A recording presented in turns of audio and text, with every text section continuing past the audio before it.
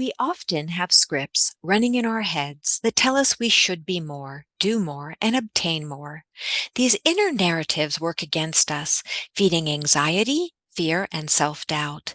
The impossible ideal of perfection is fed by society, as well as those who can capitalize on our insecurities. It's no wonder we suffer from anxiety, depression, and low self esteem. Maybe it's time for us to look in the mirror and at each other and say, I am enough. Today, we'll focus on this listener's real life question. I'm a perfectionist and it's helped me get ahead in life. I'm 35 and burnt out from constantly trying to be thinner, smarter, and more successful. Sometimes I just want to give up out of sheer exhaustion. Help, please. And with that question as the focus of today's episode, I'm Dr. Carla Marie Manley, and this is Imperfect Love. Welcome to Imperfect Love with Dr. Carla Marie Manley, psychologist, author, and relationship expert. I'm here to help unravel mysteries and misconceptions about love, relationships, and mental health issues, plus everything in between. Love is complicated, people are not perfect, and relationships surely can be tough. Together, we'll navigate this messy, imperfect space of real life.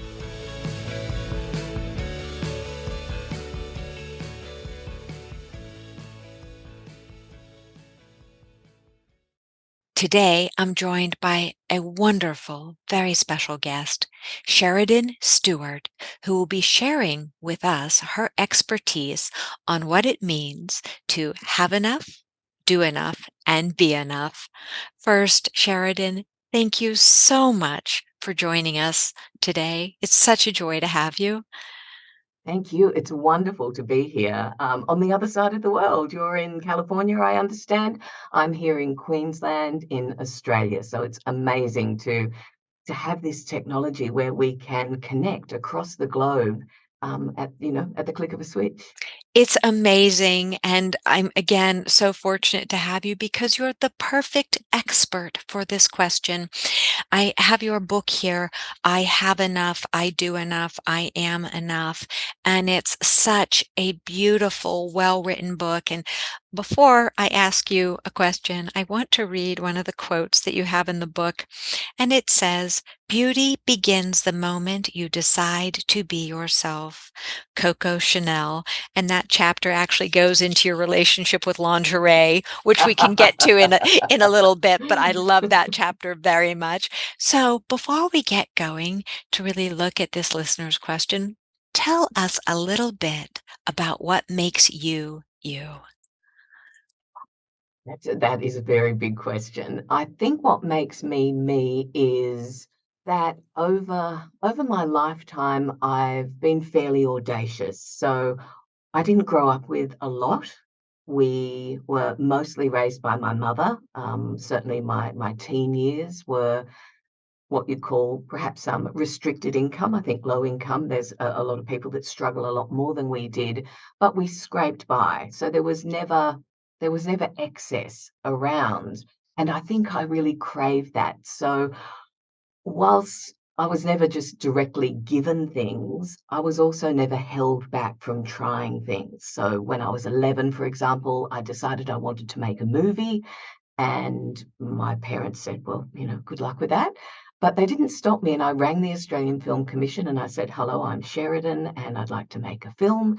And they said, how old are you, dear? And I said, 11. They said, well, we don't normally give film grants to 11-year-olds, but there's nothing to stop you applying. And in those days, it was a post. It was live before the internet. They posted out the application forms. I wrote the script. I applied. And lo and behold, I got a grant, a film grant, and made a small film. At age But 11. at At age age 11, 11. Oh yeah. my So goodness. I guess a little bit of audacity makes me me. And sometimes we do benefit from that naivety, that not knowing how hard it is. When we aren't told that you can't do that, then we just get on with doing it. It didn't occur to me that I wouldn't get the grant. It didn't occur to me that 11 was very young to be a filmmaker. I didn't have a particular role model. So I just went for it. And it was the same in my radio career. I came into music radio, FM radio initially, and now I work more as a broadcaster who does a lot of interviews and everything from politicians to victims of crime to rock stars to, yeah, everyday people who ring in and we chat, and it's been an amazing career. But in the beginning, nobody told me that it was going to be hard. There was this whole, well, there's not many women doing it, and I thought, okay, well, someone's got to be the first, and off I went. And I certainly wasn't the first. There were women in radio, but they were marginalized into very specific roles, and I wanted to be, I guess, what you call in America a rock jock, and I that's what I did. That's what I did for a long time until I realized that that was a little restrictive for me and I wanted to have deeper conversations than, better music and more of it from the 70s, 80s, and 90s with Itsy Bitsy Titsy in the morning. And here's another song you've heard, a million times before. It was great fun, but I wanted something that was a little more meaningful. Well, like I said, you're the perfect guest because we do dive into meaningful conversations because it's all about love. It's all about the imperfection of love and how love shows up in our relationships with ourselves and with other people. And what a really beautiful light you are as a reminder that sometimes when we don't know that something's hard, it is easier to take it on, and I think that's one of the reasons we often get into relationships. We don't know that they're so hard, and then we're in them, we're saying, "Wow, this is not perfect. This is a lot harder than the fairy tale told me that it should be." Absolutely. It's like when you have a baby, which I haven't literally done myself, but I've been a step parent, and I've seen my friends excited about having a baby, and then fast forward to having a 13-year-old girl in their home that is just wreaking havoc with their life. Nobody tells you that that baby's going to become a teenager and they're going to challenge you like crazy. So yeah, sometimes we're better off not knowing what's always ahead, but we do have and develop the capacity to deal with it. Absolutely, and like you say, you have the perseverance to really the audacity to really dive in and embrace life. So, when we look at your book, I have enough, I do enough, I am enough. Let's loop that back to somebody who's a perfectionist. Yeah, yeah. How does that I have enough, I do enough, I am enough, that's not the lingo that I used to be a perfectionist, so that's not the lingo I heard. In my No. head, it was always I don't have enough. I don't do enough. I am not enough. I need for it to be perfect. And then when everything's perfect, I'll be loved, I'll be safe, I'll be seen, I'll be secure. And we know how that's so impossible. And it sounds like the listener is saying that she's on this treadmill of seeking perfection and perfection has worked for her. We don't want to discount that perfectionism can really Yeah. get us somewhere. But let's talk a little bit about how it works against us. I think what happened for me is that the things that were working for me for so long that make me good at what I do then turned in on me. So when we go too hard for too long and we don't press pause and we don't take holidays, and I'm often talking about that in our own heads. You might take a Mhm. literal holiday, you might go to the beach, but if your mind is still on that deadline that you know is waiting for you when you got back, or you're having a lovely time out with friends and you look over and there's a couple there and you're like, oh, that's right, I don't have a great relationship in my life at the moment. Perfectionism and comparison, I think, are the two things that get us in the most trouble. And one can lead to the other. When we're doing a comparison, we're looking at someone's life and we're taking a snapshot and assuming their whole life is this magical moment. So we look across the bar, there's a couple, they're kissing, they're laughing, they look all loved up, and we're just imagining their whole life is like that. And this is what we're fed in social media, in media in general, in advertising. We get this little snapshot of someone's life, and we presume that if we had what they had, the perfect body and the great makeup, and we forget what goes into, by the way, those moments, those photograph moments when you see any celebrity in a candid shot. they look just like we look when we get up in the morning, and we just don't arrive, except perhaps on our wedding day, where a lot of time and money goes into looking just like that. We never feel like we're enough. And in fact, some of the very people that we're imagining have this great life actually struggle with that even more than we do, because they are so famous, because every time they step out the door, they feel the weight of that expectation. So in a society that is relentlessly, even in the sort of self-help or personal development genre, we are surrounded by these pithy quotes that tell us that, just reach for the stars, and, even if you don't get there, you'll land on the moon. It's like, really? Sometimes you land in a pile of, cow malarkey, in a pile of poop, like life does blindside us. And I don't think we're meant to go at 11. So if your volume switch goes to 10, and like me, you have a perfectionistic background, you're operating at 11 all of the time. And Mhm. slowly but surely, we're depleting our tanks, we're depleting our energy, we're depleting the joy, the fun, the capacity to recover. It's like thinking you don't need to sleep. And I was certainly one of those people who'll sleep when I'm dead. And over the years, I just wore myself out and became completely burnt out. So when you read your listener's question, I just thought, yeah, that's me. That was me when I sat down Ah. to write this book. She's a little younger. So, I can say to her, if you keep going in the direction you're going in, that like begets like. And eventually there comes a point where you can't keep going. So it's actually really important to press pause. So, no, Dr. Carla, I didn't say stop. I didn't say give up on your dreams. I didn't say, don't do the things that you're good at. There is a time to step up, but it can't be all the time. I It can't be love all the time. that. I think that that's such a, part of the recovery of being a perfectionist is really learning that your perfectionism works for you. When it It comes to can. proofreading a Hmm. book, when it comes to, doing your best on a work project or creating a beautiful meal, there are certain times where your perfectionistic tendencies can work for you. And then I think that there's great wisdom that the journey is in learning where is that tipping point? When does your perfectionism start working against you?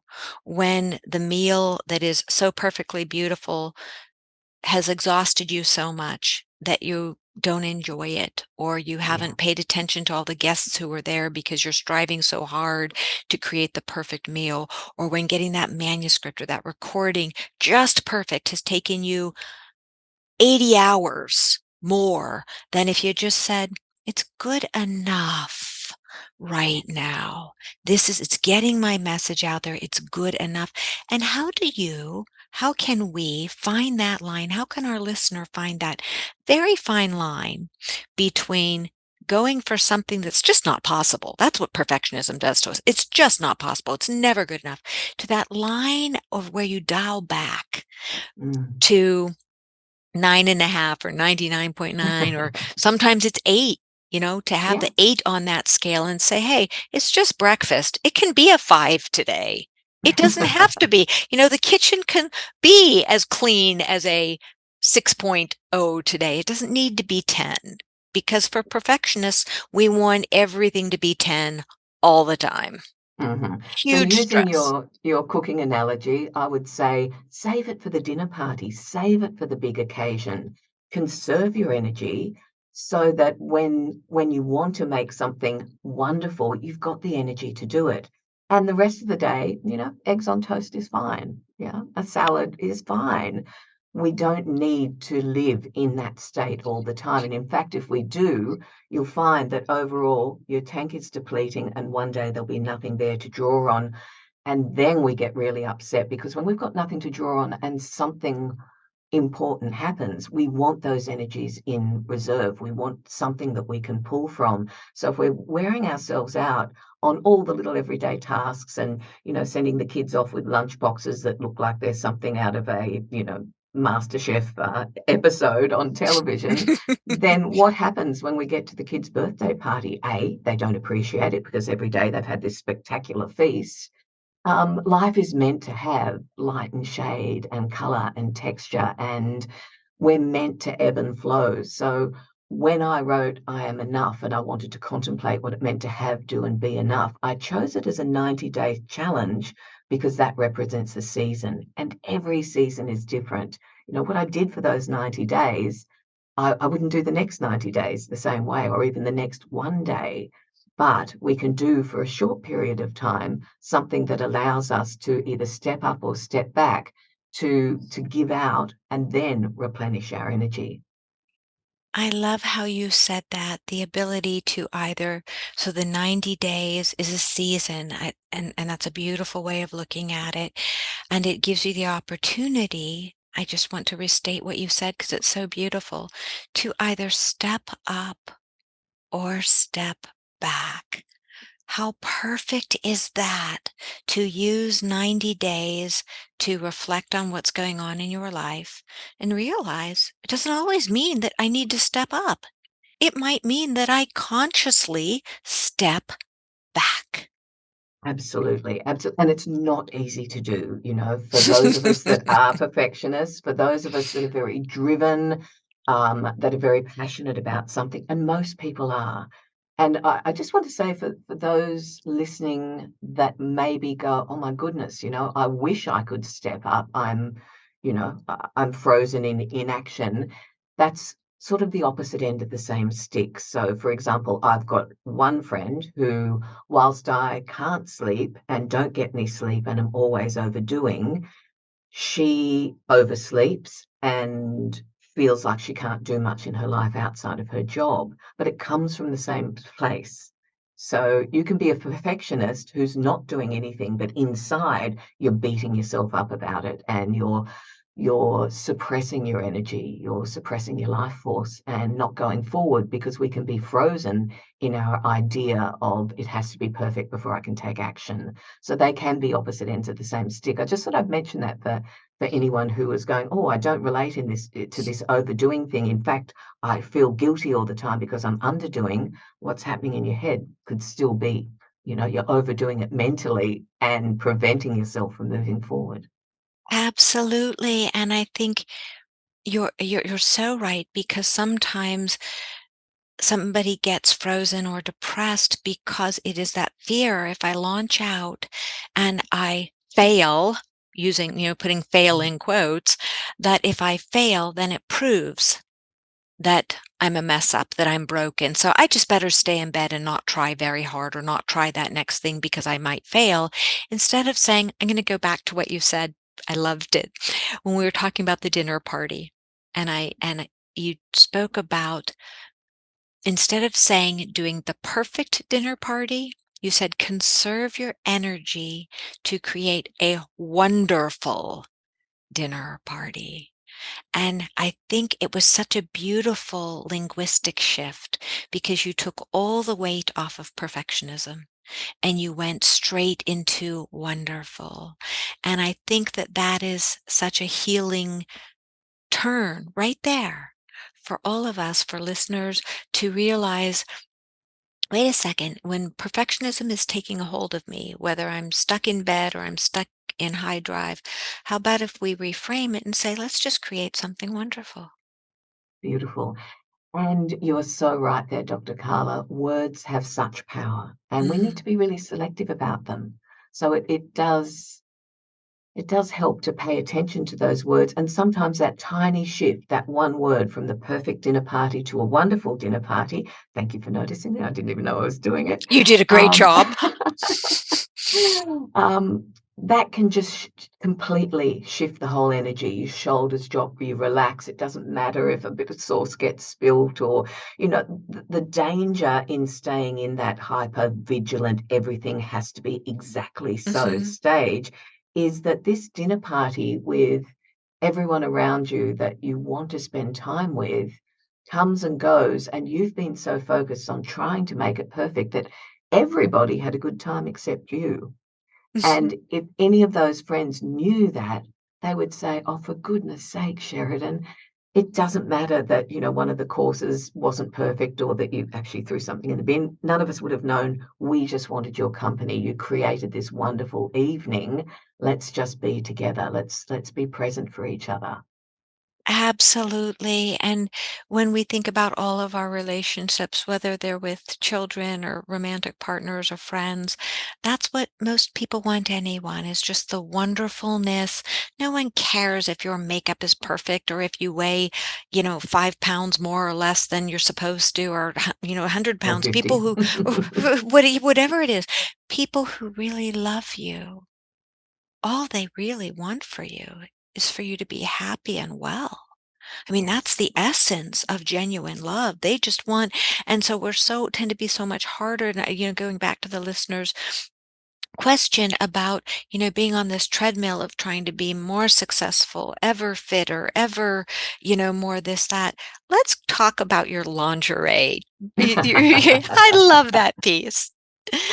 Okay, so I've got a chapter called Bad Undies. In Australia, we call our knickers or our panties undies. I don't know what you call them there, but we call them undies. And I have a collection of bad undies. I'm thinking of, literally having a little ritual fire and burning these bad undies because I've still got them. I mean, I wrote that chapter 2 years ago. And the reason I have bad undies or unattractive lingerie is I was always trying to get to the perfect size and the perfect weight and the perfect shape. I felt like I didn't deserve to put on quality undergarments. A, nobody really saw them, except for my beloved, who's always in a hurry to get them off. But B, I thought, what's the point spending all this money on pretty things because I just didn't like my body. So it didn't matter what I was going to put on it. So I just went for the cheap, serviceable undies. And when I pressed pause during this 90-day challenge on spending and eating out, and I was also attempting to press pause on working overtime. So let's come back to that point in a moment because I did fail, and I do want to talk about what failure has come to mean for me. But I realized I was actually punishing myself by holding back from allowing myself to have attractive lingerie, to feel okay about myself at any size, at any weight, and at any age. And that is something that I've taken with me. I've still got the bad undies, so the ritual fire is still coming. But I'd gotten quite slender at one point, and I'm somebody who's always in my adult life struggled with my weight and size and always wanted more. And I'd got slim and I'd got fit and I'd got smaller than the size I was aiming at. Mm, And you know what? When I was in that space, I thought I needed to go further. It still wasn't enough. mm. And now, having regained a little weight, I look back and I go, it was perfectly fine. All I want to do is fit my wardrobe again and buy some good undies. So I've learned that I am Sheridan at any size, at any point in life, no matter what's in my bank balance, no matter what my relationship status is, no matter what my age is, I'm still me. And that has to be enough because we can't be anything else. It's exhausting to even attempt to be anything else. It is, and I mean, you just painted the most beautiful picture. You have given my heart such joy, and what affirming words for our listeners too. To and I love the story of the lingerie. I think we call them undies or undie things or undergarments. Undergarments, I don't yes. know. I call them bras and panties and whatever, right? But when we look at how something that beautiful, that intimate, that is can be seen as a reflection of our essence, of our femininity, if we like to look at that way, where we can take something that simple and that beautiful and turn it into something so harmful because Yes. those panties or that bra that looks so much prettier on the model, and when I get home it doesn't look, this is what goes on inside so many people's heads. Oh, well, it doesn't look as good on me once I got it home. Mm. And so people Partly get, because you're not made out of plastic because we're not made out of plastic, and and so you for haven't us, been photoshopped. and we haven't been photoshopped, and so I love the example that you're setting of, wait a second, whether it's your bra, your panties, your boxers, whatever you're putting on, your nightie, to be able to look and say, "I am me. I am beautiful. I am enough, and I will always be me." Because this house of our bodies, it's our home for however many years we're on the planet, and if we're always trying to compare, I'm with you on the comparison thing. Mhm. In my book, Joy from Fear, I call it the voice of toxic comparison, where the moment we get outside ourselves and say, "I should look like her, I should look like him, I should look like they look," we have abandoned the self. And we have right in that moment rejected the self. And we don't want to reject ourselves. We want to be able to put on, whatever we're putting on, whether it's a robe or a dress or pants or, a bra, and say, "I am enough. I may want to be healthier. I may want to do this or that, but I am enough. I am worthy." And that is really the message I got from your book. I have enough. I do enough. I am enough. And again, how you just said it so eloquently, you are Sheridan. Regardless of your age, regardless of your weight, your bank balance, any of that. And it all ties back to the, listener's question of the day. Why be on this treadmill where you're trying to be more? Not that we don't want to be. So for someone, I can imagine a listener going, "But shouldn't I But try I to do want to improve? be more. I Yes, do want to, shouldn't self-improvement. I be on the self-improvement track? And shouldn't I? Isn't that what I should be doing?" What do you say? Don't shoot all over yourself. It's not healthy. There is a really big difference between letting go and giving up. They are not the same thing. You can let go, you can press pause, you can cut yourself a bit of slack without stopping, without giving up, and without becoming slack. It's that ebb and flow we talked about earlier. It's the changing of the seasons. It's the allowing things to shift and change and riding the energy. I'll say it again, letting go is not the same as giving up. In fact, sometimes we need to let go a little, or at least loosen our grip a little, so that we don't end up so exhausted that we do give up. So the language I use a lot these days, and while I was writing the book, what I discovered is it's not about necessarily stopping entirely, but it is about pressing pause. It is about putting space between your activities. That's been my challenge, has been to walk my talk. So in the 90-day challenge, I did 90 days of no cafes and restaurants because I was spending a lot there and I wasn't liking the result. And when we overindulge, in the beginning, it's really fun and delicious and relaxing. And then as we turn it in on ourselves and feel guilty, all the pleasure goes out of it. So I just wanted to pause that behavior. People often say, "Oh, I'd love to invite you for a coffee, but I know you don't do that." No, it was just 90 days. It's not your whole life. I'm not that rigid. The key is to explore our habits without turning them into another should, without. So I succeeded in that 90 days and it was really interesting and I saved some money. I succeeded in no non-essential spending and recognized that possibly buying myself some good lingerie is an essential thing for my well-being, for my self-esteem. I didn't have to go nuts and buy a million pairs, but that, yeah, I could look at myself and my undergarments a little bit differently. And the point I wanted to come back to as we were chatting earlier about failure is I did fail in my third challenge, which was to go home from work on time, no unpaid overtime. It was an epic failure. But as I contemplated what that meant, I realized that this was where I had the most to learn. So when we Mm. struggle with something, when we can't keep our word to ourselves, it's because this is often where we have the most to learn, where we have a tighter grip on an ideal, on that perfectionism. If I constantly think I must be, a size, I'll talk in US sizes, say a US size 6. If that is my ideal, apparently you guys have 0. How can you have a size 0? Is that even possible? That would mean you didn't exist. That's weird.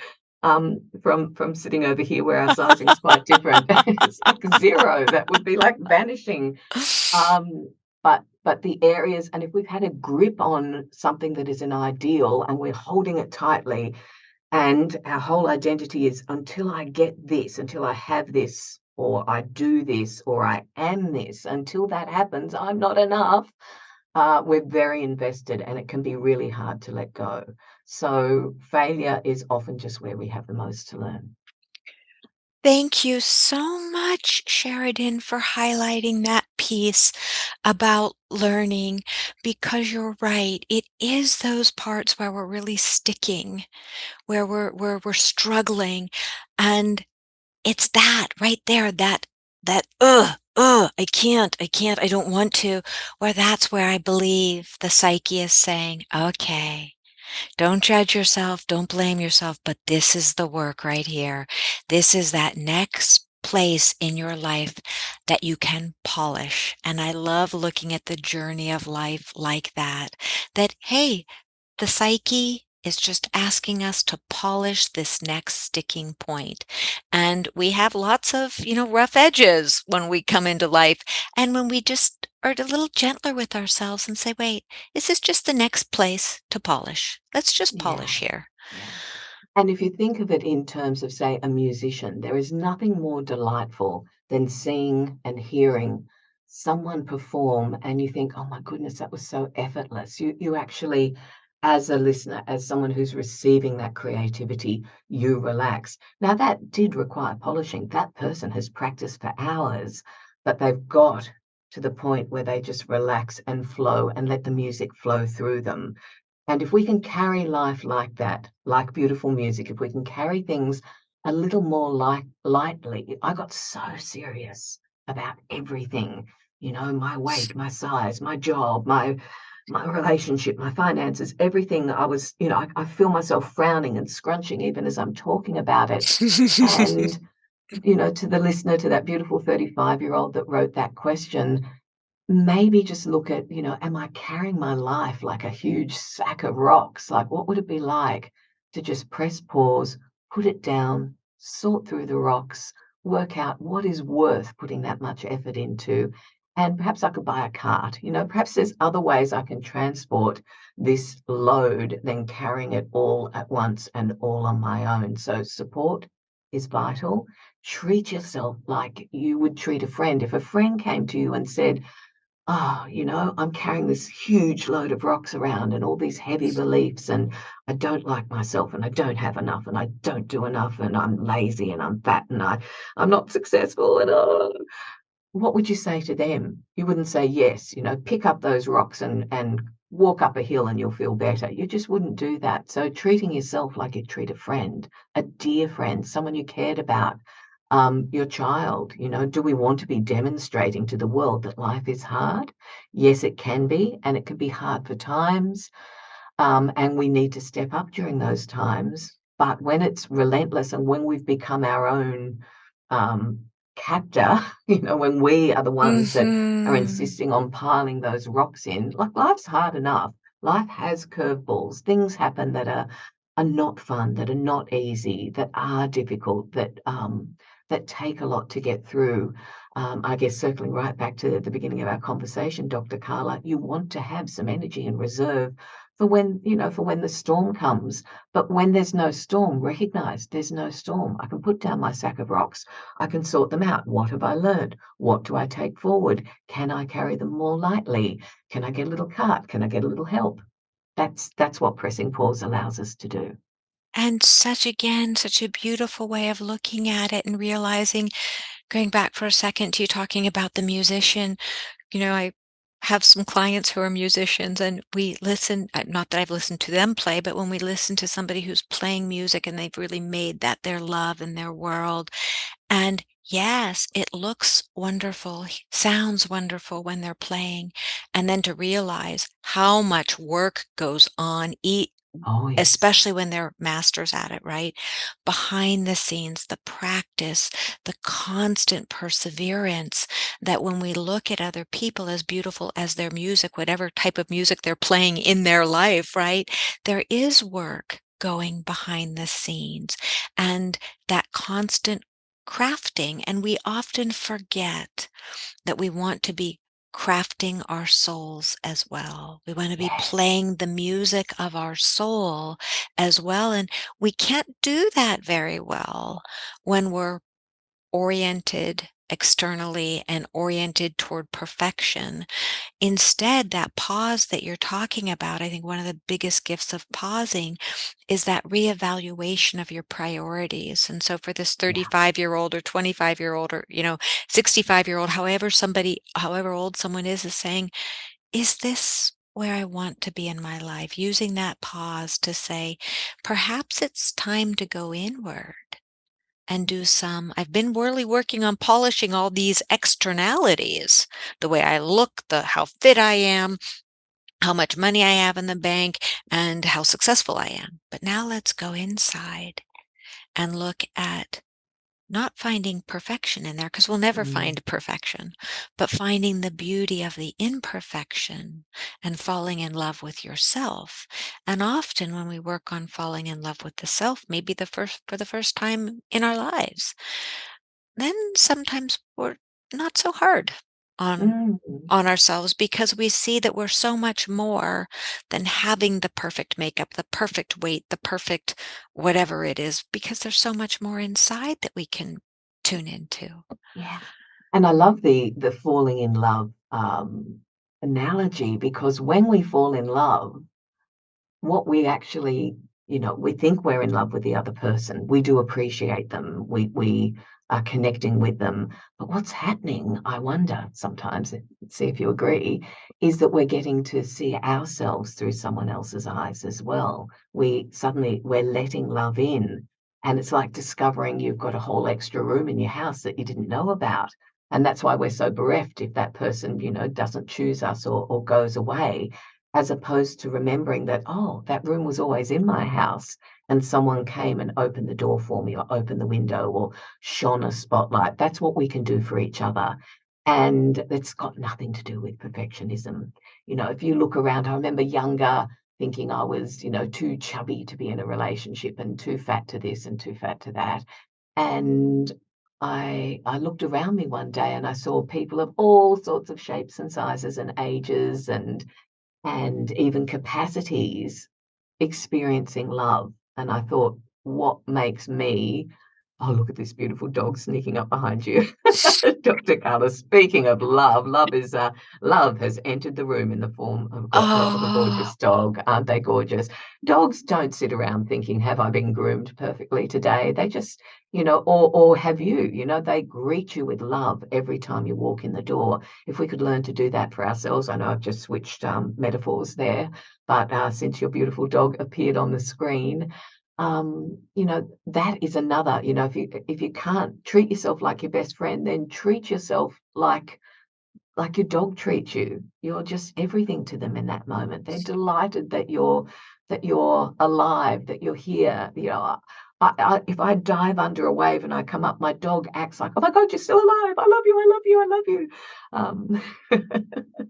There's so much joy in that. And we hold ourselves back from joy. I think of all the years I didn't let myself swim because I was so self-conscious that, the idea of putting on a bathing suit, having my bikini body, which I never really had, was so prohibitive to the simple enjoyment of, walking on the beach or diving through the waves. And it was when my friend Mel, who the book is dedicated to, who I'm Enough is dedicated to, was diagnosed with a second terminal illness. She was already dealing with terminal cancer, and then she was diagnosed with motor neuron or ADSL, ALS. ALS, Yeah, yeah. Lou Gehrig's, Yes. diseases that there or conditions that there is rarely coming back from. I was just so aware that she didn't get to do this anymore. She didn't Mm. get to walk on the beach and go swimming. So why would I be held back by worrying about my own vanity and my own perfectionism when I got to do this? Mel's extraordinary, though, I will say. Mel, you talk about a cup half full person. The cup could be empty and there could be a molecule of water in the bottom of it, and that's where she would focus. She would Mm. always look for, that little thing that she could be grateful for. And I learned so much from her. So yeah, I want to start a hashtag, be like Mel, because Be she's taught like me so Mel. much. Be like Mel. She sounds like an amazing person, and like you said, that ability to find the molecule in the glass, right? That glass, and I think that that's a capacity we can all learn to focus on a little bit more. It's within us all, and wherever we put our attention is where we go. And if we're Absolutely. focusing on not having the water in the glass or not being perfect or not having enough, that's where our energy goes. If we Mhm. focus on being so grateful for the body that we do have, the health that we do have, the love that we do have. And if we want more of it, then let's create more of what matters, the Yes. love, the connection, the empathy, the kindness, and going back, just wrapping back to the piece on the dog and the and relationships. I do agree with you when we do fall in love, that we are often drawn in because we have someone, especially in those early stages, they're seeing us and they're reflecting back to us that love that we naturally yearn for, from childhood forward. We want to be seen, we want to be loved. And how do I tie that into a dog? My dog, giant schnauzer, amazing soul. And he looks at me and I look at him with such unconditional love. And that is the love I would wish for the listener who wrote in, that she can look in the mirror and love herself with the same unconditional love that, yes, our partners, they'll look at us generally with unconditional love, but, they have good days and bad days Oh, we like have we our do. moments. They have their moments. But I think that's one of the reasons we like our pets so much. It's that unconditional love that ideally, I think is the most important thing for us to emulate when we look in the mirror and to say, "You're not perfect, but you're beautiful and I love you." And I think that's what our pets do. They know we're not perfect. We forget they're, getting their meals to them on time and we, get snarly some days, but they know we love them and we know they Yeah. love us. And if we can just again do that with ourselves and say, And "Hey, that they let it go, like when mhm, you have been late, you arrive and they're just like so happy that you're there. And even if they're, some pets are, pretty cheeky, they might sulk for a moment. It's like you've left me by myself, all this. Then they let it go, they yes, let it go. They don't hang on to grudges and stew on it and ruminate and get caught in the loop. They just let it go and get back into the yes." moment. It's like, oh, dinner's here. Excellent. And you know what's amazing, again, keeping with pets? My dog, as beautiful as he is, I don't find him in the mirror saying, "I should be lighter. I should Nope. be fitter. I should be doing more." No, he just knows how to do this perfect balance of, what's right for him. So I just think, you know, we have so much as human beings, so much we can learn, not only from each other, but from the creatures in our lives, be they, our pets or whatever, that we really admire, and taking some of those lessons. And dogs certainly know how to push pause. They know how, no pun intended there, but they know how to pause. When they are tired, they are down, they are sleeping, and they let go of things, as you said, that don't matter. And our question for the day that you've done such a good job at shedding light on really takes us to the importance of unconditional love. First for the Yeah. self and then for others, and letting go of comparison. We don't, there's no upside. The only time, actually, I can say, the only time I see the comparison is helpful is I see my dog do it. We'll be on a walk and he'll look at 2 dogs playing, and he's going, "I want some of that." And And then he goes and gets it. and then he goes and gets it, and Yeah. he's not comparing himself to them, but to the activity. And I think if we use comparison in that Yeah. way to say, "Oh, I really like, that garden," or "I really like how that event's done. I think I want to embrace a little bit of more of Yes. that joyful energy in my garden," or That that is so joyful. key. Yes. So key. We can, and especially if it goes as far as envy, Mhm. if there's somebody we envy, it's like, well, what is it that they've got that I'm not allowing myself to have, or I'm not allowing myself to include in my life? Have a look at what's underneath the icky feelings, and you'll probably discover there's an action you can take that takes you out of that, that says, yeah, okay, I envy them. And also make sure that what you're envying is actually real, that you're not just envying the facade of a The great life. illusion, yes, Because we're and presented that all the time, whether it's the perfect selfie angle from above with the great lighting and the filters. And I tried to make an Instagram clip the other day as a no makeup, first thing in the morning thing. And I was sitting with a friend and we got stuck in a filter. It was so funny. This Barbie filter where we had these huge blue eyes and it looked like someone had done a full, and we just looked silly. It was hilarious.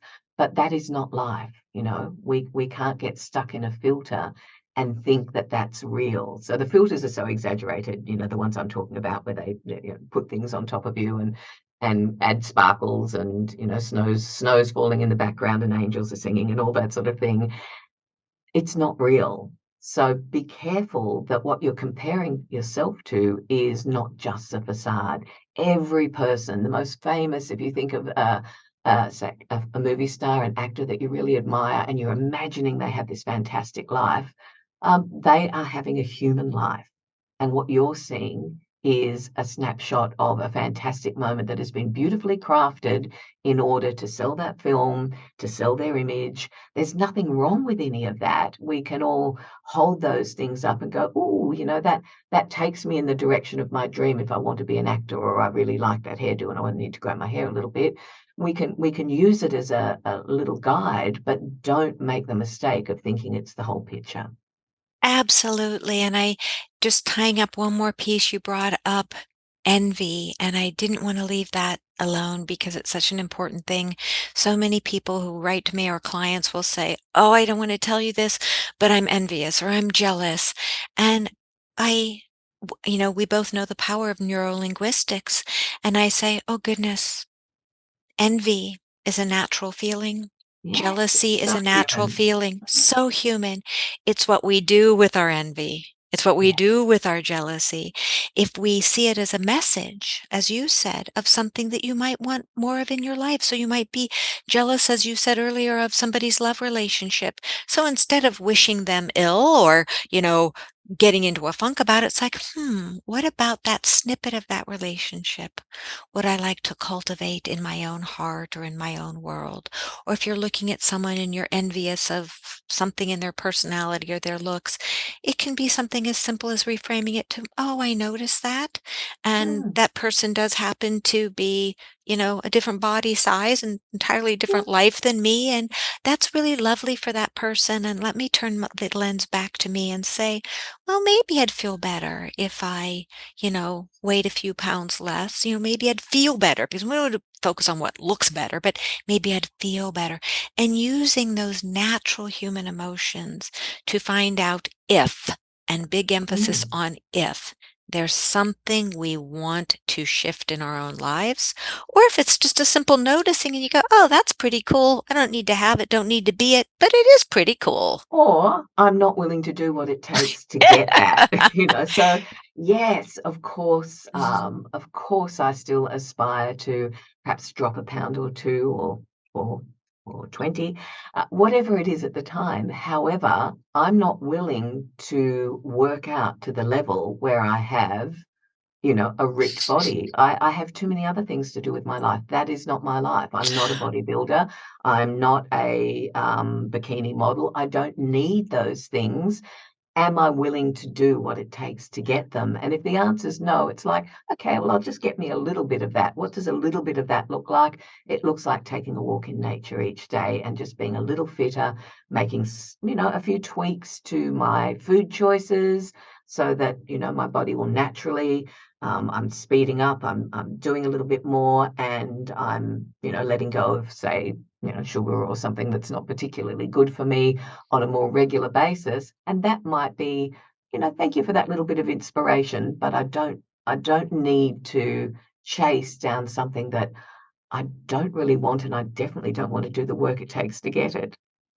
Applause, applause, applause. So beautifully said that if you see something that you admire or even envy, hey, maybe just a little bit of that. And we don't all have to want to expend our energy to get that perfectly fit body or that perfectly cush bank account or that perfectly whatever it is. For many people, having a fraction of that is what is most reasonable. And sometimes a fraction of that is what is most wise and healthy.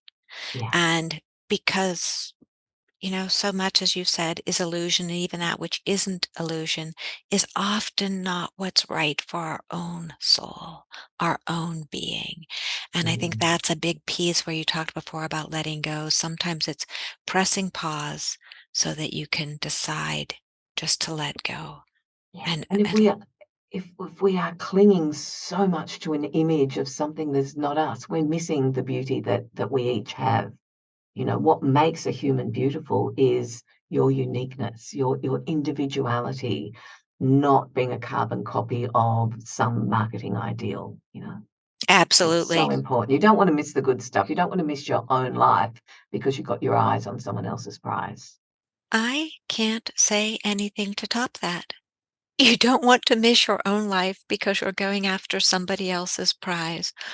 With that beautiful, poignant statement, we will just pause and have you back again because there's so much more to be said. But Sheridan Stewart, what an amazing soul and gift you have brought to all of us today. Where can our listeners find you?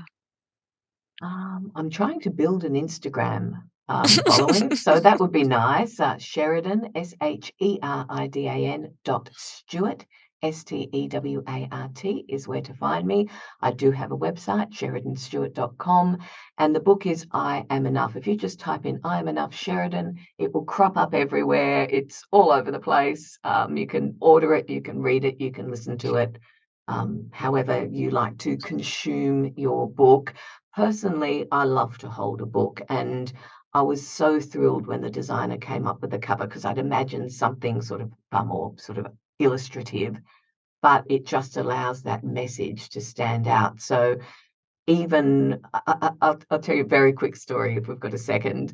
I met a chap and he was chatting away and he said, "Oh, I've seen that book. I saw it at the airport. I walked past it and I went, I have enough, I do enough, I am enough." And he said, and then I stood up and squared my shoulders and thought, yes, I am enough. And he kept going. He didn't buy the book. It would have been a better story if he bought the book. However, just seeing that cover was like having an affirmation that Mm. that he was able to take that with him, and I thought it was such a joyous story, even though he didn't buy the book. Oh, well, maybe he It's will a next time. perfect story. And on that note, we are all going to go and redo our lingerie drawers or Oh, undie yes. drawers or little thing drawers and be on our way knowing that we are enough. We are. We don't even have to go buy new undies. We can just maybe find the ones that we have and just cherish them and the Yeah, way they fit us. And again, as a metaphor for, hey, let's just hit pause and really tune into how beautiful we each are as human beings, imperfect human beings who don't need to get on the hamster wheel of chasing perfection. that's right. You are enough. How could you be anything else? Thank you, Sheridan. What a pleasure. It's been an absolute honor. Thank you so much, Dr. Carla. Thank you.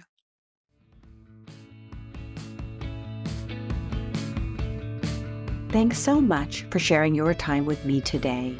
Remember, you have the power to transform your life and love fearlessly, if imperfectly, and it's my privilege to help you along the way. You can find more life-changing content, including my books and other podcast episodes, at drcarlamanley.com. Feel free to submit your own confidential questions through my website. I'll do my very best to include your issue on a future episode. If you found this podcast helpful, please subscribe and leave a review. Until we connect again, this is Dr. Carla Marie Manley wishing you oceans of blessings and love. Please note, this podcast is psychoeducational in nature and is not intended to replace formal mental health support. Please contact your healthcare provider or emergency hotline if you need psychiatric care. And as always, please take good care of your amazing, wonderful self.